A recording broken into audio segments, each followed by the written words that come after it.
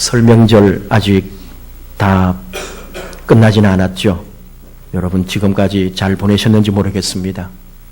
어김없이 차는 막혔고요. 또 힘들었지만은 그래도 예년보다는 좀 편한 고향길이 아니었나 싶습니다. 뉴스를 보니까 싸운 집 뉴스에 자주 나왔습니다. 이번에도 보니까 명절에 부모님은 따라가지 않고 자기들끼리 고3인가 그런데 친구들 데리고 집에 와서 놀았어요. 그러니까 엄마가 가다가 이제 이것을 알고는 다시 집에 돌아왔죠. 그리고는 한바탕 아들하고 싸웠더니 이 아들이 엄마를 그냥 밀쳐버리고 집에 불을 질렀어요. 아파트가 완전히 다 탔더라고요. 이 명절이 끝나면은 참 들려오는 이야기들이 있습니다. 저는 이렇게 명절 끝나면은 좀 무슨 얘기가 있나 하고 주의 깊게 볼 때가 있는데 올해 눈에 띄는 기사는 이런 게 하나 있었어요. 제목이 뭐냐 하면은 딸 결혼 말리는 엄마들, 그런 제목이었어요. 29살 딸하고 결혼 문제를 놓고 갈등하는 엄마 얘기 있습니다. 보통은 엄마가 결혼을 재촉하고 딸은 제발 그런 말 좀 그만하라고 반발하는 경우잖아요. 근데 요즘 풍속도가 좀 바뀌어 가고 있답니다. 딸은 결혼을 서두르려고 하는데 엄마가 뭐하러 굳이 결혼을 하려고 하느냐 말린다는 거예요. 어머니 주장은 간단합니다. 세상이 많이 바뀌었다지만 결혼은 여전히 여자에게 굴레라는 거죠. 명절이 다가올 때마다 그분은 실감하는 거죠. 이분은 맏며느리에다가 올해도 설 전날에 내려가서 또 장 보고 전 부치고 만두 빚고 제사상 차리고 설거지하고 이런 일들을 반복하는 거죠. 한 20명 가까운 친인척들 수발을 다합니다. 옛날에는 그 동네의 어른들까지 다 와서 30-40명 이렇게 대접한 적도 있답니다.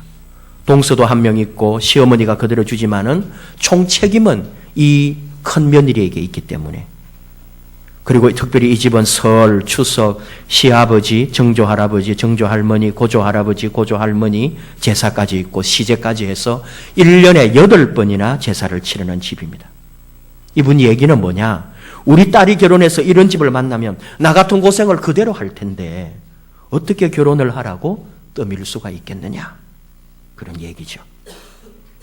결혼 말리는 엄마들 기사에는 이 집 얘기뿐만 아니라 또 다른 얘기도 있는데 제사 정도는 힘들지만 하루 이틀만 바짝 고생하면 된다면서 진짜 힘든 것은 직장 다니는 엄마들이다.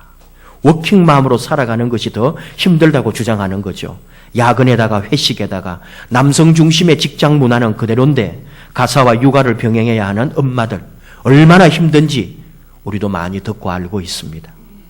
지금 50대 직장인으로 열심히 일하는 엄마들이 20대 중반의 후반 또 20대 후반 딸들에게 하는 말은 네가 꼭 하고 싶은 일이 있다면 그 일을 계속하고 굳이 결혼할 필요는 없다. 이렇게 엄마들이 주장한다는 거죠. 다른 엄마들의 인터뷰를 소개해보면 딸에게 네가 일로서 정말 성공하고 싶으면 결혼을 신중하게 생각해라. 요즘은 결혼하지 않고도 사회에서 인정받고 인생을 즐기며 멋지게 사는 여성들이 많지 않으냐. 나는 이미 늦었지만 딸은 끝까지 자신이 좋아하는 일을 해나갔으면 좋겠다. 결혼이 굴레가 되지 않는 사회가 와서 여자들이 꿈을 마음껏 펼칠 수 있는 시대가 오기를 바란다.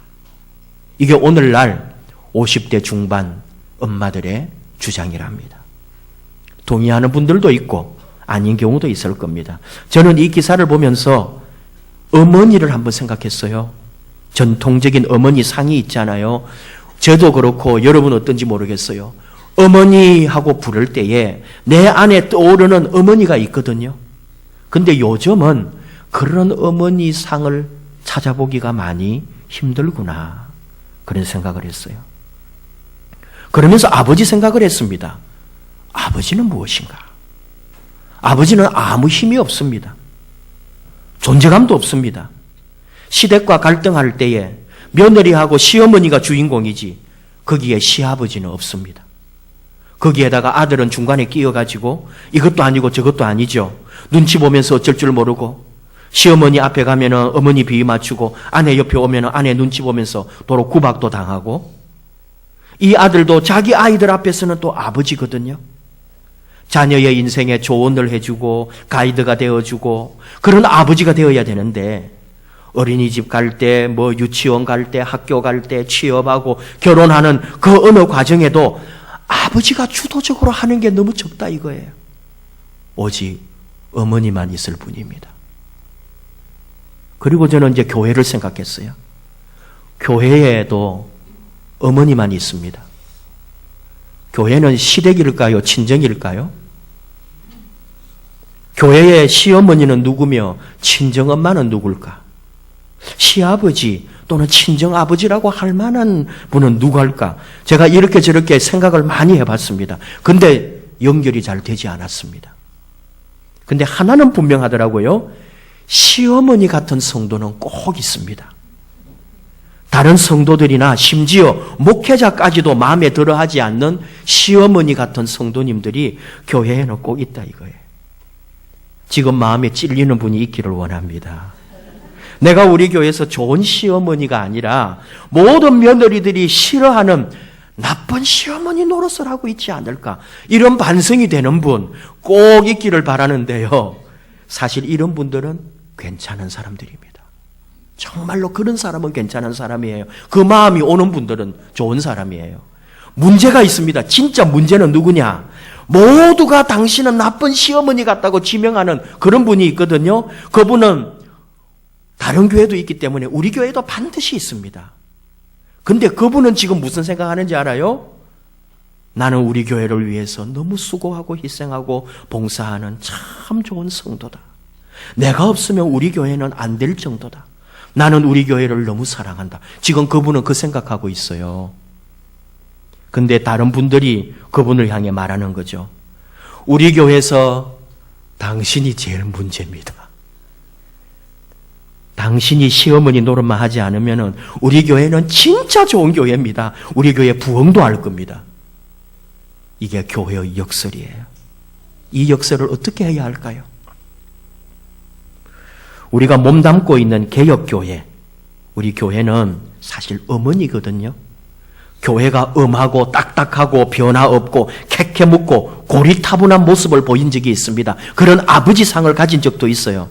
특별히 우리나라 교회도 유교의 영향 아래에 있었고 그 양반이라든지 장유유서와 같은 뿌리가 있어서 교회에 와도 그 질서를 따라야 했습니다. 그래서 교회가 참 어머니 같다기보다는 아버지 같은 교회, 딱딱한 교회, 규율과 질서를 강조하는 교회, 그런 교회의 모습이 있었지만 그래도 교회는 교회 안에 들어와 보면 교회의 성격은 어머니였거든요.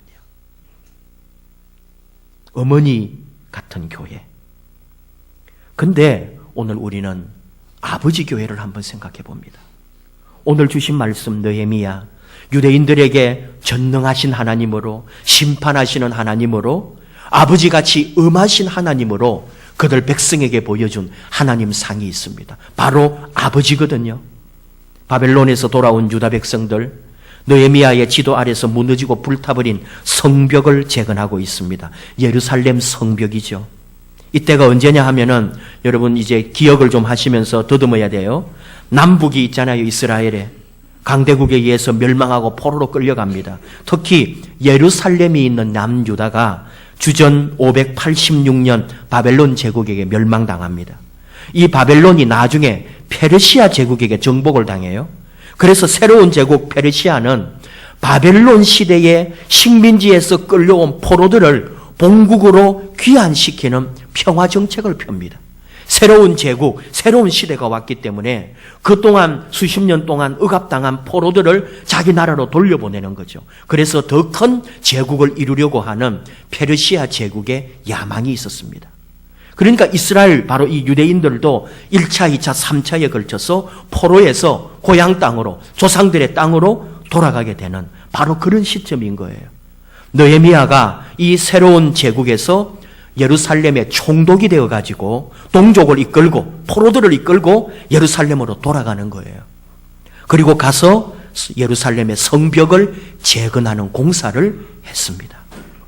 근데 재미있는 거는 느헤미야를 비롯해서 이 당시 유대 백성들이 깨달은 게 있어요.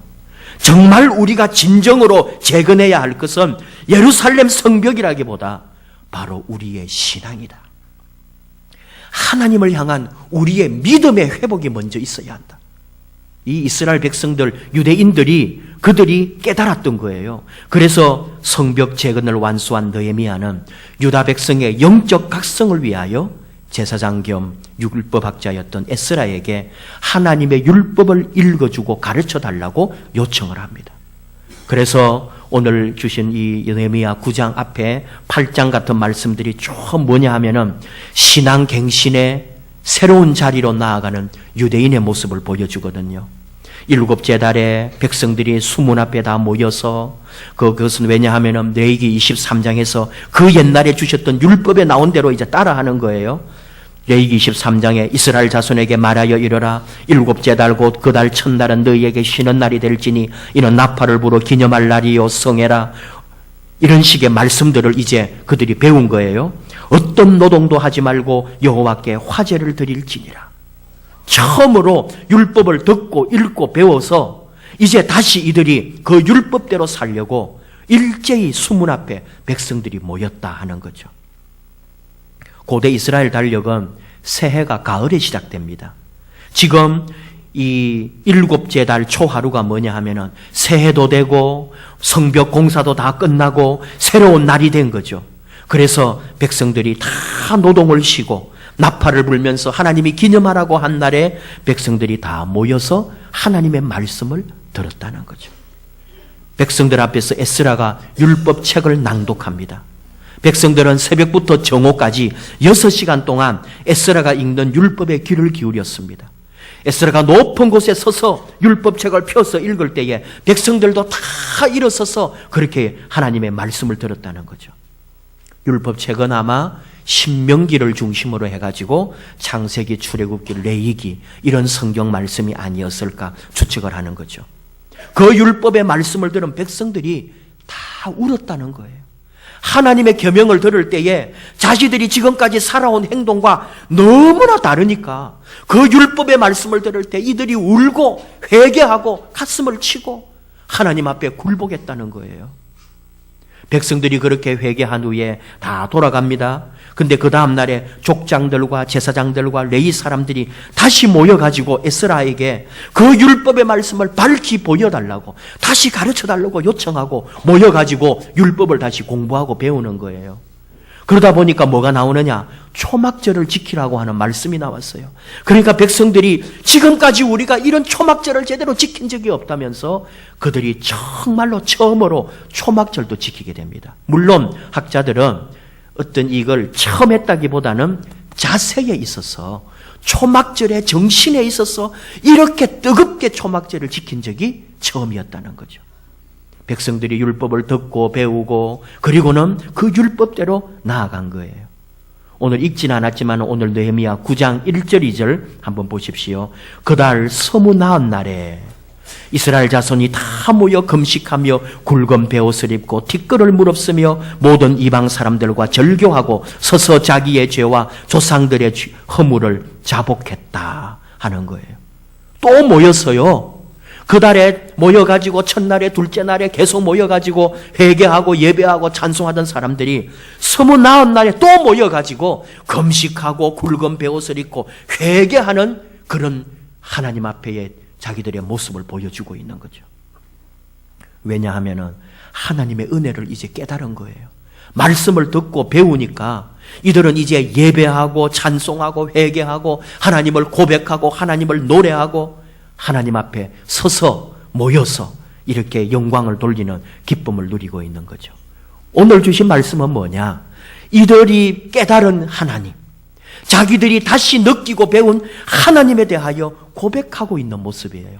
그 내용 중에 어떤 거냐 하면은 바로 이스라엘 백성들을 하나님께서 출애굽하시던 장면들, 그리고 40년 광야 생활하면서 하나님이 베풀어 주신 그 은혜, 이것에 대하여 다시 한번 고백하고 하나님에 대하여 노래하고 우리 조상들과 함께 하신 하나님을 간증하고 있는 내용이거든요. 근데 사실 이들에게 있어 하나님은 어떤 거냐? 무서운 하나님이거든요. 두려운 하나님이에요. 그런데 오늘 주신 특별히 말씀 중에 17절 후반절 말씀입니다. 이들이 고백한 하나님은 어떤 분이시냐? 주께서는 용서하시는 하나님이시라. 은혜로우시며 긍휼히 여기시며 더디 노하시며 인자가 풍부하심으로 그들을 버리지 아니하셨나이다. 이게 유대인들이 다시 발견한 하나님이에요. 하나님은 어떤 분이에요? 함부로 그 이름조차 부를 수가 없었습니다. 하나님을 보게 되면 그 자리에서 죽어야 하는 엄하신 하나님입니다. 그런데 이들은 다시 하나님상을 발견한 거죠. 우리 하나님, 우리의 아버지, 엄하고 두렵고 떨리는 아버지 하나님은 자비롭고 사랑이 충만하신 용서하시는 아버지 하나님, 이 하나님을 발견하게 되었다는 거예요. 여러분, 교회는 정말 어머니 상이 있습니다. 어머니 상은, 교회의 어머니 상은 뭐냐 하면은 희생하고 섬기고 겸손히 나아가는 모습이거든요. 이게 교회가 원래 그런 거예요. 교회라는 공동체에 들어왔을 때 우리가 제일 먼저 맛보고 누릴 게 뭐냐 하면은 어머니의 품 같은 곳이어야 합니다. 어머니의 마음, 사랑이고 희생이고 섬김이고 용서고 겸손인 거잖아요. 그런 면에서 우리는 고백할 때 나의 어머니, 나의 교회요, 이렇게 고백해요. 그런데 오늘 우리는 나의 아버지, 나의 교회를 한번 생각하는 거예요.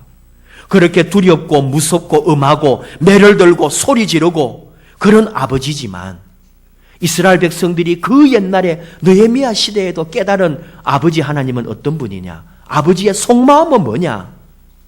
긍휼히 여기시고 은혜로우시고 더디 노하시고 인자가 풍부하시고 절대로 버리지 않는 하나님.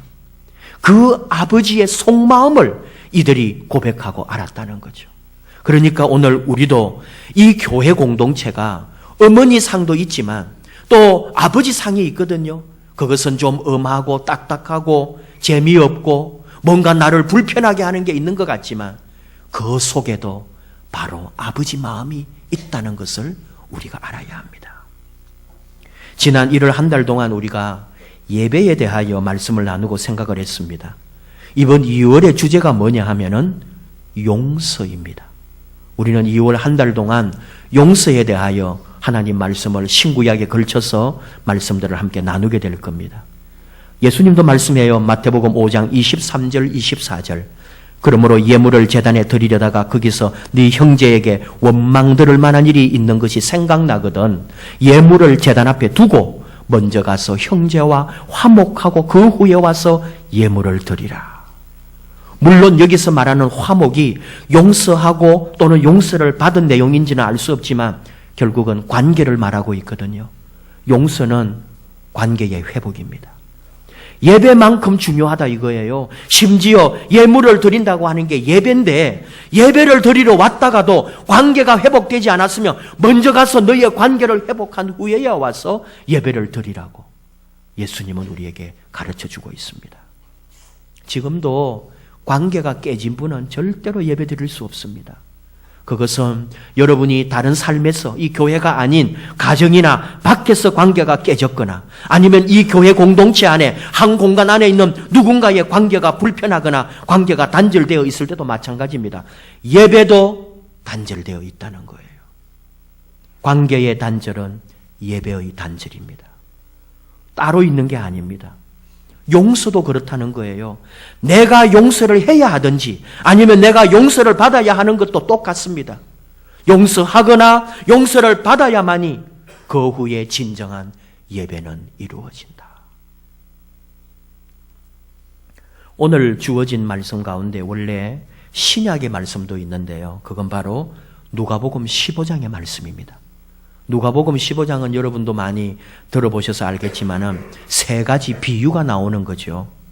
거기서도 가장 그 중요한 비유는 잃은 아들을 찾은 아버지. 그 비유입니다. 우리가 흔히 말하는 돌아온 탕자의 비유죠. 사실은 돌아온 탕자가 주인공이 아닙니다. 그 비유는 분명히 제목은 뭐냐 하면은 잃은 아들을 찾은 아버지입니다. 다시 말하면은 뭐냐? 용서하시는 아버지, 사랑의 아버지를 보여주고 우리 하나님이 우리를 용납하고 받아주고 사랑하고 용서해 주신다는 사랑의 아버지를 보여주는 말씀이거든요. 돌아온 탕자에는 형이 있잖아요. 그 큰아들 형과 아버지를 비교하자면은 용서라고 하는 점에서 갈라지는 거예요. 형 입장에서는 동생이 용서가 되지 않습니다. 저런 게 동생인가? 저게 형제인가? 저게 자식인가? 형의 관점은 그래요. 형의 마음 옳습니다. 세상의 발은 이치입니다. 세상의 잣대로 평가할 때는 형의 생각이 맞습니다. 그러나 아버지는 옳은 것보다, 그 아버지는 맞는 것보다도 더 나은 윤리를 적용했어요. 그게 바로 용서입니다. 말하고 판단하고 같이 욕하면서 정죄하기는 얼마나 쉬워요. 그런데 용서가 되지 않는 거거든요. 근데 예수님은 용서를 택하라고. 왜? 아버지로부터 우리가 용서받았기 때문에. 이 누가복음 15장은 모든 세리와 죄인들이 말씀을 들으러 가까이 나오니 바리새인과 서기관들이 수군거려 이르되 이 사람이 죄인을 영접하고 음식을 같이 먹는다 하더라. 이것 때문에 예수님이 주신 비유예요. 예수님이 죄인이라 여기는 세리들과 함께 같이 밥을 먹고 같이 나눔을 가질 때에 바리새인들과 또 서기관들이 예수님을 비난했다 이거예요. 거기에 대하여 예수님이 비유를 3가지 했는데 그게 아까 이런 아들을 찾은 아버지 비유고 또 하나는 이런 양의 비유가 있죠. 그 이런 양을 찾은 비유를 말할 때 예수님 말해요. 너희에게 이르노니 이와 같이 죄인 한 사람이 회개하면 하늘에서는 회개할 것 없는 의인 99을 말미암아 기뻐하는 것보다 더하리라. 그런 말씀하시고 이런 드라크마 비유를 말씀하실 때도 내가 너희에게 이르노니 이와 같이 죄인 한 사람이 회개하면 하나님의 사자들 앞에 기쁨이 되느니라. 그러셨어요. 길게 설명하지는 않지만은 이게 다 뭐냐 하면은 하나님의 사랑, 하나님 앞에서 은혜를 입고 하나님으로부터 용서받은 사람, 하나님이 용납하고 하나님이 사랑해 주시고 하나님이 용서해 주신다는 거예요. 바로 우리를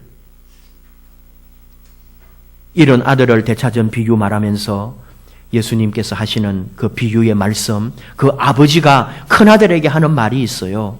네 동생은 죽었다가 살아났으며 내가 잃었다가 얻었기로 우리가 즐거워하고 기뻐하는 것이 마땅하니라. 내가 즐거워하고 우리가 함께 기뻐하고 즐거워하는 것이 마땅하다 이 말이에요. 이 말이 중요하거든요. 마땅하다는 건 뭐냐? 반드시 그래야 된다는 거예요. 다시 말하면 그 어떤 죄악의 자리에 있다 하더라도 하나님은 반드시 용서하고 사랑해 주시고 받아주시겠다는 거예요. 하나님은 이 마땅한 원칙을 지키시는 분입니다. 그 주신 선물이 뭐예요? 우리의 죄를 묻지 않았습니다. 너 왜 그랬느냐고 물어보지 않으셨습니다.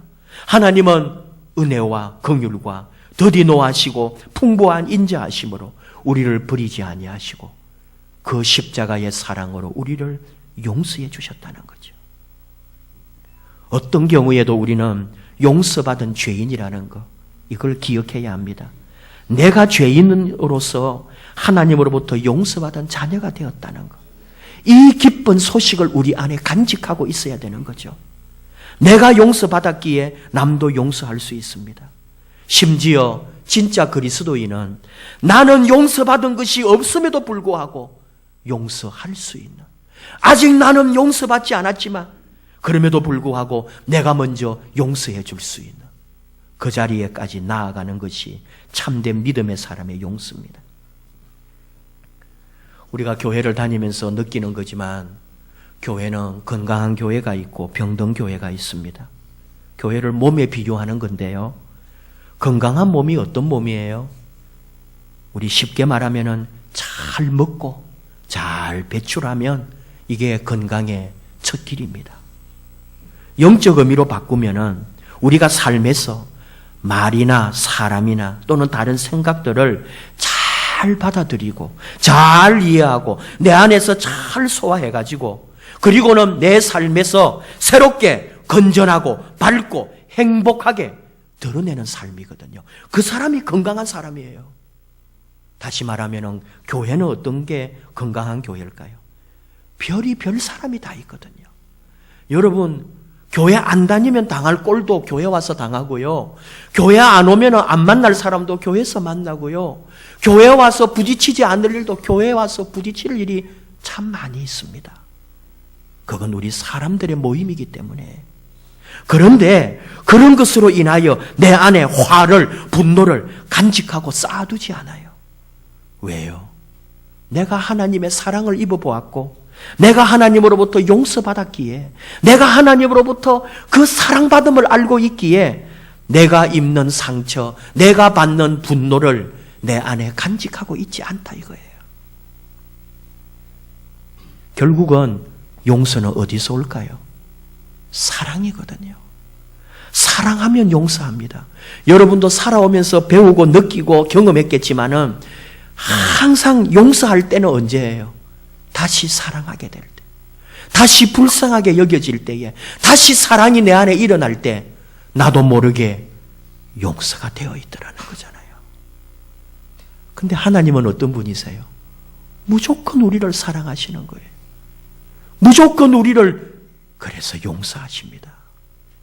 우리가 그 은혜를, 그 사랑을 입었고 그 용서함을 받았고 그래서 하나님은 우리에게 요구하시는 거예요. 너도 용서하라고. 다가가서 너도 사랑하라고. 사랑하면 용서되고 용서는 사랑과 함께 다가온다고. 우리 한 달 동안 용서에 대하여 다시 나눌 겁니다. 우리 하나님이 우리를 용서했습니다. 하나님이 우리를 사랑했습니다. 내가 그 용서받고 그 사랑을 입었기에 내가 받은 용서, 내가 받은 사랑을 바로 내 곁에 있는 사람들, 내 곁에 있는 가족, 내 곁에 있는 형제에게 베풀어 주는 거죠. 그리고 예배가 이루어진다 이거예요. 그리고 하나님과의 관계가 회복되더라 이거예요. 2월 한 달 동안 나아가서 우리 살아가는 생애 동안 항상 내가 먼저 용서받고 내가 먼저 사랑받았기에 내 안에 분노와 화를 간직하지 말고 나누고 용서하고 사랑하는 일에 먼저 앞서가는 저와 여러분 복된 하나님의 자녀 되기를 축복합니다. 기도하십시다.